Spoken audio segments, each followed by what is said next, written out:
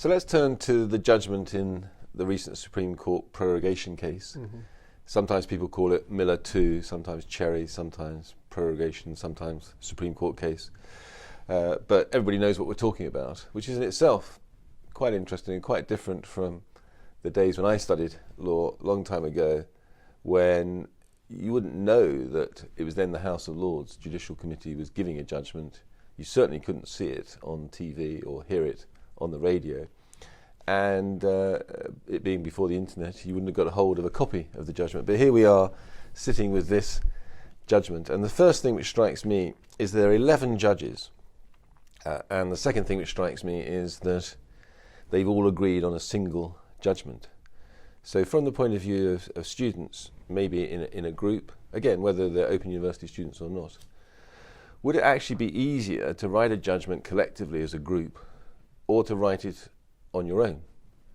And why do it as one judgment when the law often has different judges giving what their own view is? So that's an interesting feature of the judgment before we get to the first paragraph. Yes, it is. And I think it may be, I mean, it's a challenge of it having to be written so quickly because it came out so soon after the case was decided in a couple of days, to get everyone sort of on the same page, literally and figuratively, but also perhaps, you know, a kind of focus to do so because, you know, to marshal, I don't know, a handful of different judgments, or, you know, written separately and try and work out the kind of common reasoning or whatever, you know, could be more challenging. So maybe it may be partly a function of what would be the circumstances as well. But yeah, in this case, to have so many eminent judges in agreement and finding a path through such a complex and politically heated legal issue, you know, with you know, reaching the same judgment is quite interesting. So anybody can just put into a search engine Supreme Court judgment. You'll find it very easily. And on the first page, it also tells you that the judgment was given on the 24th of September, which was a Tuesday, and the hearing had been the 17th, 18th, and 19th. So I think in their minds, they wanted to give judgment within a week. And that's a phenomenal achievement. The case itself had only started in the lower courts relatively recently. They had 3 days of hearing, and when you get the judgment, you turn to the second and third pages, and it's got a long list of lawyers. There's a lot of lawyers involved in this, because it's not just the two sides, there's also people intervening. And one of those interveners was Sir John Major, a previous Prime Minister, who clearly had quite an influence on proceedings. Another one was Baroness Shami Chakrabarti, the Shadow Attorney General, also I think influential. So there's a lot of lawyers involved, a lot of work by them, obviously. And then we get to the judgment itself, and it's given by, it says, Lady Hale and Lord Reed, who's the Deputy President of the Supreme Court, and is going to succeed her at the beginning of next year when she has to retire.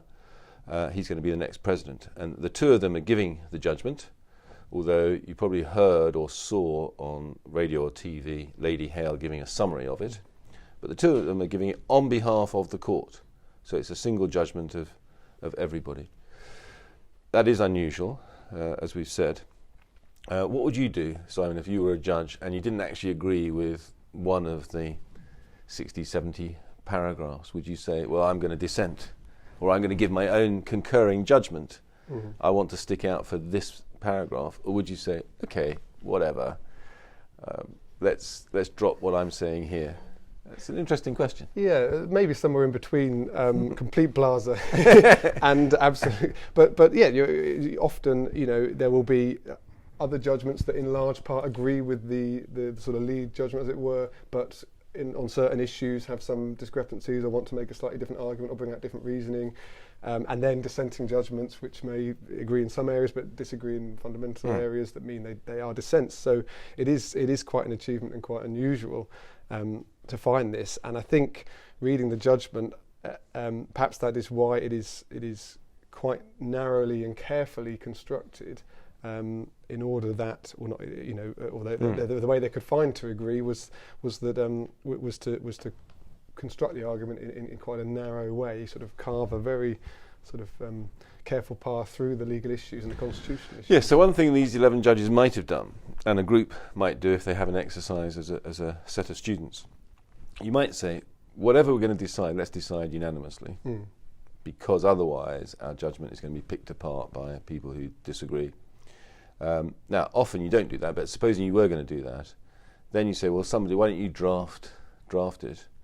And I think it tends then to be a more bland, a more high-level, abstract judgment, rather than going into too much detail, because the more detail you go into, one of the 11 might disagree. But we can compare this with the first Miller case, which was heard in December 2016, and judgment was given in January 2017. And also in quite short order for... at the time, we thought that was amazingly fast. Yeah. And anybody can read that, and that's got a majority judgment of 8 of the 11, a slightly different group of 11. But then there are 3 dissents, and you can look at why they disagree, and that's the normal interplay. So they're talking about a prerogative power, whatever that is, and there's a lot of debate about that in constitutional law. And one of the issues is whether the prerogative is justiciable, which is quite difficult even to say, let alone to understand. Do you think that the judges have explained their position on that well? Yeah, I think generally the judgment is firstly quite short for a Supreme Court judgment, or any court judgment, especially on a complex case. It helps that there's a single judgment in a way, but it's quite short. And in general, it's quite clearly and accessibly written, so a good one for students to read. I think the language is very clear. Yeah. So yeah, they do sort of carefully walk through and explain the prerogative power and the proceedings that led to this point as well. So I think that is quite well done. So they could have gone down the route of saying this isn't something that we should look at, and the word for that is it's not justiciable, it's not capable of being judged. And the court below in the system of England and Wales, which adopted that approach, was saying because there's no real yardstick by which lawyers can judge, it's more a question of politics. You prorogue for 5 weeks or 2 weeks or 2 months. Where are you going to draw the line, and what are you going to relate it to? But they took a different view, and I think they'd also decided that they weren't going to give an order specifying anything very much. They just expect the government to take the decision again, and is one route, and their actual route was to say, well, it just hasn't had any effect, so Parliament can reconvene, resume as if this prorogation hadn't happened. So they got rid of the issue of exactly what remedy do you give, quite, I think, well from their point of view. And then they were worried, I think, that they'd be drawn into judging the motives of the Prime Minister. And they tried to say that wasn't an issue. The question was, really, were there any reasons for the prorogation which stood up? Yes. Yeah. What was the effect of the prorogation on Parliament, and particularly the fundamental principle of parliamentary sovereignty? And were there adequate reasons for that prorogation? Made a bit easier in this case, perhaps, because the government didn't really put forward reasons for what was considered to be an exceptional prorogation. So they didn't have to get too much into the weeds of the reasoning. But all of those points you raised are really on the question of the boundary between the law and the politics. And the court in this case, and generally very much trying to stay within the realm of interpreting the law and not making political judgments and political decisions, and questioning the motives of the government, might have been moving too much into the political sphere, ordering some sort of specific kind of action to happen might also have been sort of, moving into the political sphere, whereas they wanted very much, it seems, to stop short of that and ground this very clearly within the sort of legal interpretation role. And they talk a bit about the separation of powers in the judgment in terms of sort of those questions. Okay, so let's take just 3 paragraphs from, I think it's 71 paragraphs. The first paragraph says, this case arises in circumstances which have never arisen before and are unlikely ever to arise again. It is a one-off. but our law is used to rising to such challenges and supplies us with the legal tools to enable us to reason to a solution. Well, judges always say that, but I'm not sure that's true, that it's a one-off, because it could even happen again even this month. There could be another similar case, possibly caused by this. But why are they saying all that?